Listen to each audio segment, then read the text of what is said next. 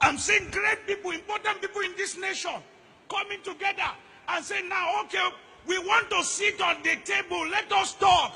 But the people you want to talk with are saying, it's too late. Please, dialogue now. Yeah, where I am at the moment, the time is 1 o'clock and some few minutes. Yeah, I'm supposed to tell you good afternoon, but I'm not saying good afternoon to you. I want to say Leo, and to the Igbos, I'm saying Abaliomano, and to the houses, I'm saying Kukwana Lafia. That is to say, good evening to all of you, all the tribes. What do I mean by telling you good evening?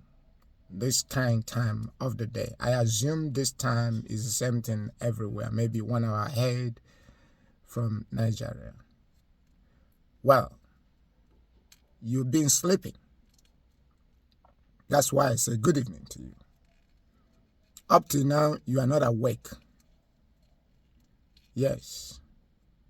You want to negotiate with nmandi. Prophet Iginla said, I can't forget it. Negotiate now. That's what he said. He sounded it as warning. He said, time shall come when you will go for negotiation and the door will be locked. Don't you see that the door is locked? Absolutely locked. Buhari thought that the whole world is in his hands because he had the power. He forget that a day shall come when he will no more be there. Anyone that enters the seat of governance will have it that the whole world is in his hands. That's not true. Now look at the situation. Everything has jeopardized. Look at it. The whole world has started coming into the matter. It looks as if Nigeria will use the economy of Nigeria, which they will use to help their citizenry, to bribe other nations, to do whatever thing they like. Remember that America, they went to Panama and took the Panama strongman, General Manuel Noriega. That's what they did. And you are keeping nmandi in Finland. You are fighting Simon Ekpa. We are now pretending as if we don't know what these two guys are struggling for. If peradventure any personality in Nigeria died by the reason of this struggle, it was not this guy's fault. It was the fault of the federal government of Nigeria, who fought against the legitimacy of what these guys were doing. Nnamdi Kanu never took gun one day. He said it, he cannot fight with Nigeria because he's not yet a full established nation. He has no gun, he has nothing. So how can he fight with the most populous nation in Africa? So in all these things, the Nigerian government kept on suffering this guy in prison. Kept him bound there for so many years, as if he was not born by a woman, just because the powers are not in the hands of the Igbos. It's too bad. Now you want to negotiate. What are you negotiating for? You want to tell him, okay, back down from Biafra? You know that the matter has gone above him.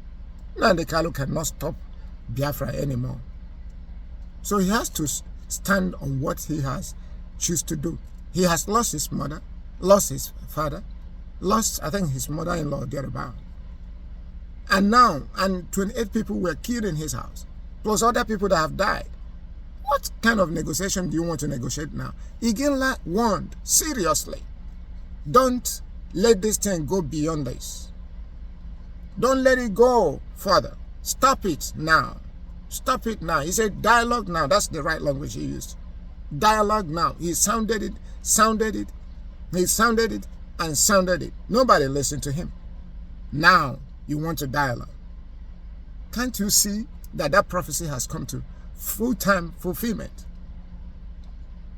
That prophecy has come to full-time fulfillment. There is no dialogue that can change this situation. The only thing is, okay, we have had you, go with your Biafra. That's the only thing. This morning, I listened to one Yoruba chief. He said, Tinubu, our dear president, divide Nigeria now. Let the Midwesterners rule themselves. Let the Ariwas rule themselves. Let the Igbos and those that agree with them rule themselves. On so doing, everybody will be relaxed in their own geographical location. That's what that man said. He said, what do you think after you use the whole money Nigeria has and contest election and you win in 2027, after you finish, what will be the fate of the Yorubas and other southern people, those you want to be there for their sake? Is it not better you do the needful now that you have the power? By the time you leave that place, what will be our situation? And you know quite well that by the time you leave that place, that it will be the Northerners that will take over the office. Do you think that after they take over this office, they will leave it again?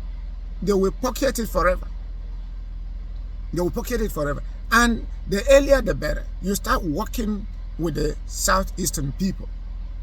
Because by the time you fail to work with them, obviously they are still open. They are still open.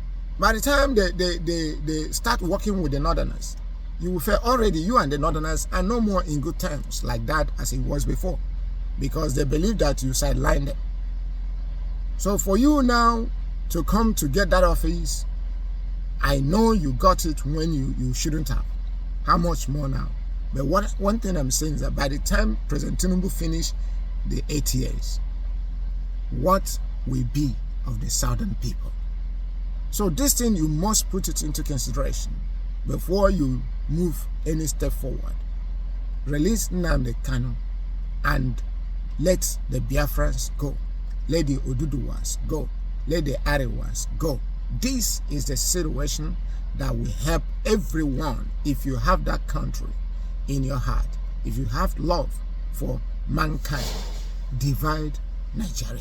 I have added my voice, just like as other men of God and men of high intellectual capacity have spoken. So take these words that are coming. Look at that prophecy of Iginla. Don't throw it away even at this time. Don't let everything that man said happen. But at this point, the matter have crossed boundaries. So the only remedy is to let everyone go their ways.